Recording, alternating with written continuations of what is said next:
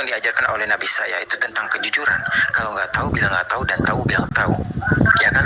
Yang pertama pasti kita akan pertanyakan, kira-kira apa yang abang ketahui tentang Islam? Mungkin saya bisa pertanyakan bagi seorang murtadin, kira-kira ada 2 jenis takbir apa yang ada dalam sholat. Yang kedua, ada jenis rukun apa saja yang berada dalam sholat. Nanti abang juga bisa bertanya kepadaku, doa apa saja yang ketika aku laksanakan dalam Katolik, atau mungkin ini closing statement ya, Pak. Oh ya, siap. Saya jelaskan dulu, ini closing statement. Silakan abang gunakan semaksimal mungkin waktu. Silakan. Oke, siap. Justru itu bang, yang saya ketahui itu yang menjadi bahan pertanyaan saya. Jikalau abang mengaku sebagai seorang murtadin, pasti abang tahu ada berapa jenis takbir dalam sholat dan ada berapa jenis rukun dalam sholat, ya kan? Begitu juga nanti abang bisa bertanya kepada saya apa saja yang saya ketahui tentang kekatolikan itu sendiri, gitu. Nah, yang kedua adalah apakah Yesus Kristus membawa Trinitas? Sedangkan Yesus Kristus jelas dalam Ulangan pasal 6 ayat keempat dan dalam Markus 12 ayat 29. Hukum yang terutama, namanya hukum yang terutama berarti dia harus pertama dijalankan. Nah, ketika abang mengatakan bahwasanya sunat itu hanya untuk kaum Bani Yahudi, sedangkan dalam Yeskiel pasal 44 ayat ke-9, Yesus Kristus mengatakan, jikalau engkau tidak disunat kulit dagingmu atau hatimu, maka tidak akan masuk ke dalam rumah kudusku. Sedangkan gereja itu adalah rumah kudus, ya kan? Yang kedua adalah bahwasanya di dalam Matius 5:30 atau 5:20 kalau nggak salah ya, di situ dikatakan, jika hidup keagamaanmu tidak lebih benar daripada ahli Taurat, maka tidak akan satu pun masuk ke dalam kerajaan sorga. Yang ketiga adalah ketika abang mengatakan Tuhan itu menjadi manusia, justru itu bertentangan akan perjanjian lama dalam Hosea pasal 11 ayat 9, dalam Bilangan pasal 23 ayat 19, dan yang terlihat itu tidak akan kekal bang. Jikalau dia bernujul dalam menjadi manusia, dan dikatakan dalam Maleakhi pasal 3 ayat ke-6, Allah itu nggak akan berubah sampai kapanpun, ya kan? Kalau dia bernuzul atau berinkarnasi menjadi manusia, berarti sudah ada perubahan pada saat itu bang. Berarti Allah nggak komitmen dengan apa yang dibicarakan di perjanjian lama. Dan justru dengan dia bernuzul menjadi manusia, kalau kita memakai akal kita bang, itu akan terbantahkan sifat kasih sayangnya Tuhan. Karena apa? Lalu bagaimana dengan orang buta bang? Orang buta tidak bisa melihat Tuhan. Lalu bagaimana dia bisa merasakan kasih sayang Tuhan jikalau dia tidak bisa melihat Tuhan? Kira-kira seperti itu bang. Oke, silakan. Bang Peri, sebentar ya, kita mulai. Silakan diterima. Oke, Bang Peri sepertinya tidak mendengarkan kesaksian saya di awal tadi ya, tidak mendengarkan. Saya tidak mengaku diri saya sebagai murtadin. Boleh lihat foto yang saya kirim ke abang. Saya menyebut diri saya lahir baru. Boleh abang cek dulu foto yang saya kirim ke abang. Dan saya bersaksi tadi di awal, saya tidak, tujuan saya berpindah agama bukan dari keinginan hati saya, bukan karena saya mendapat hidayah. Mungkin abang tidak fokus mendengarkan kesaksian saya, tapi karena saya mau menikah. Tapi nggak masalah, kalau abang mau mencobai saya memang tidak banyak mempelajari tentang Islam. Tapi setelah live ini, saya masih live, abang silakan naik ke room saya akan bacakan ayat-ayat pendek ketika sholat. Dan sholat itu seperti apa?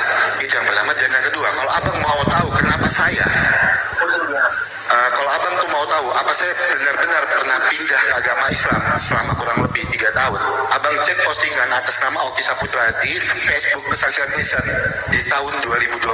Silakan abang cek sendiri. Jejak digital, rekam digital tidak akan pernah hilang. Silakan abang cek sekalian waktu saya nipuin orang. Silakan atas nama Oki Saputra. Silakan abang cek di tahun 2020. Jejak digital itu tidak akan hilang. Bahkan ketika saya bersyahadat ada di sana. Silakan dicek bang ya. Itu.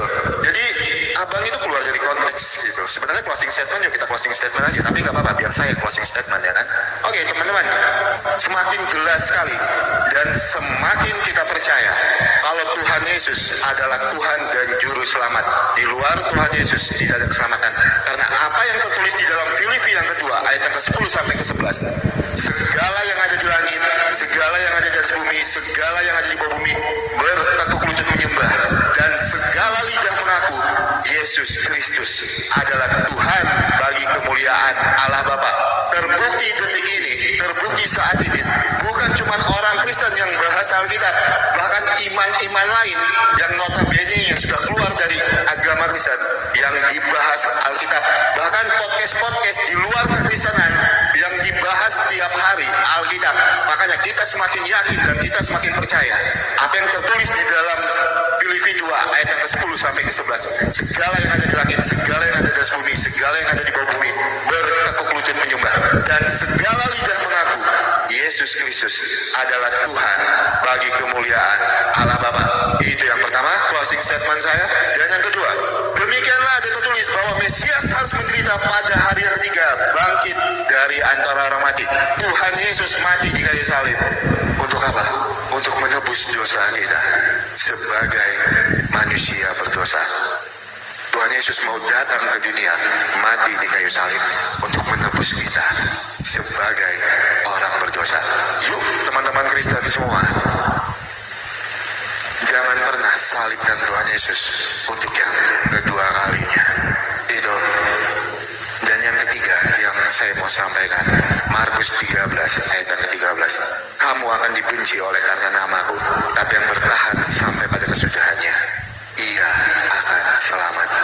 Itu. Nah, untuk Bang Peri, kalau abang mau tahu saya kesaksian saya benar atau bohong, saya akan berikan bukti sampai KTP bapak saya, video ketika saya bersyahadat.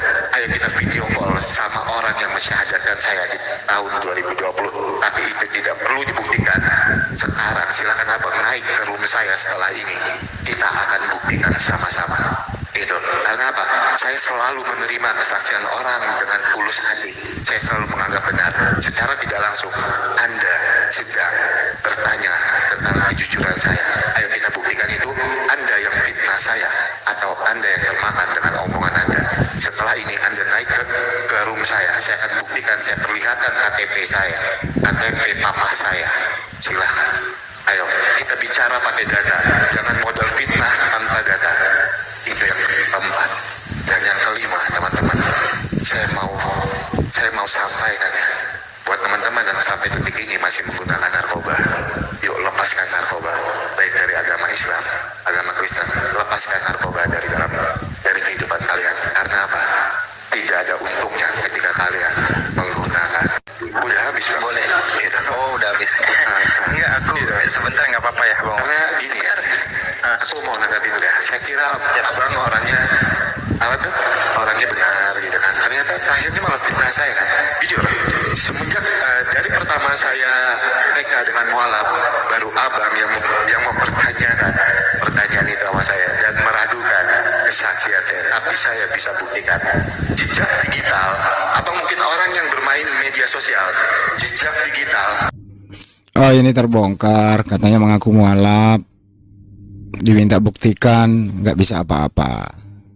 Tapi sayangnya saya rekam ini ada di ujung acara, teman-teman.